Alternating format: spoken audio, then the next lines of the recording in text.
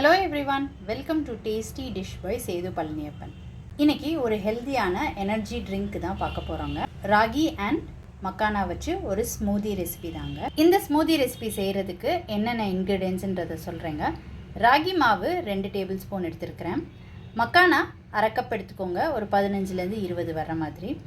Dates 4 எடுத்துக்கிறேங்க, நீங்கள் உங்கள் ஸ்வீட்னஸ்க்கு ஏற்ற மாதிரி பார்த்து சேர்த்துக்கோங்க. பாதாம் ஒரு 5, 2 ஏலக்காய். டேட்ஸுக்கு பதிலாக நீங்கள் ஹனி யூஸ் பண்ணுறதுனாலும் யூஸ் பண்ணிக்கலாங்க. இப்போ ஸ்மூதி செய்ய ஸ்டார்ட் பண்ணிக்கலாங்க. எடுத்து வச்சுருக்கிற 2 டேபிள் ஸ்பூன் ராகி மாவை ஒரு பவுலில் சேர்த்துருக்குறேங்க.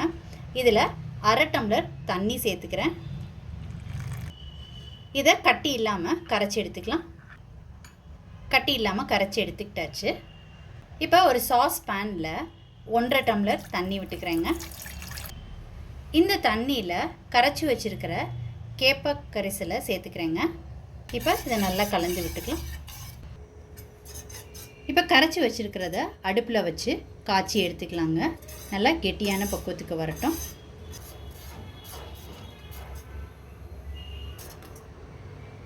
நல்லா திக்காயிடுச்சுங்க. இப்போ ஸ்டவ்லேருந்து இறக்கி இதை ஆற வச்சுக்கலாம்.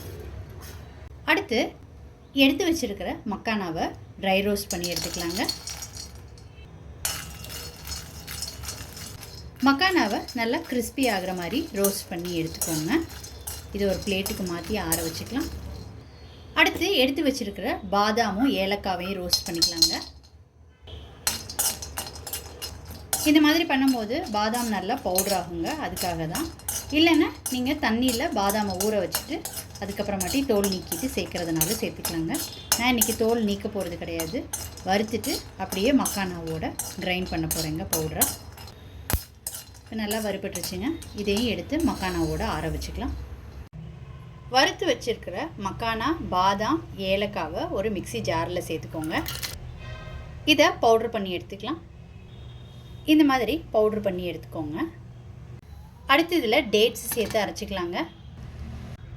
இதை ஒரு தடவை கிரைண்ட் பண்ணி எடுத்துக்கலாம். டேட்ஸை போட்டு அரைச்சி எடுத்துக்கிட்டாச்சுங்க. ராகி மிக்சரை சேர்த்துக்கிறேங்க. அடுத்து இதில் பால் அரை டம்ளர் சேர்த்துக்கிறேங்க, காய்ச்சி ஆற வச்ச பால்.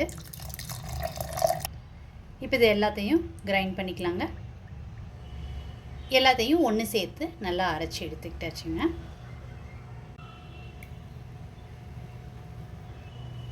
இப்போ விருப்பமான நட்ஸ் வச்சு கார்னிஷ் பண்ணிக்கலாங்க. ராகி மக்கானா ஸ்மூதி ரொம்ப சூப்பராக ரெடி ஆயிடுச்சுங்க. நல்ல ஒரு ஹெல்த்தியான ட்ரிங்க்கு. இதை ஈவினிங் ஸ்நாக்காக பசங்களுக்கு செஞ்சு கொடுக்கலாங்க. வெயிட் லாஸ் பண்ணணும்னு நினைக்கிறவங்க மார்னிங்கில் இந்த ஸ்மூதி மட்டும் குடித்தா போதுங்க. நல்ல ஃபில்லிங்கான ஸ்மூதியாக இருக்கும் இது. நீங்கள் இந்த ரெசிபி கண்டிப்பாக ட்ரை பண்ணி பாருங்கள். ட்ரை பண்ணிவிட்டு உங்களோட கமெண்ட்ஸை சொல்லுங்கள். உங்களுக்கு இந்த ரெசிபி பிடிச்சிருந்துச்சுன்னா லைக் அண்ட் ஷேர் பண்ணுங்கள் உங்கள் ஃபேமிலி அண்ட் ஃப்ரெண்ட்ஸ்க்கு. Tasty dish by Sethu Palaniappan சேனலை சப்ஸ்கிரைப் பண்ணுங்கள். நோட்டிஃபிகேஷன் பெல்லை கிளிக் பண்ணுங்கள் for more videos. Thanks for வாட்சிங்.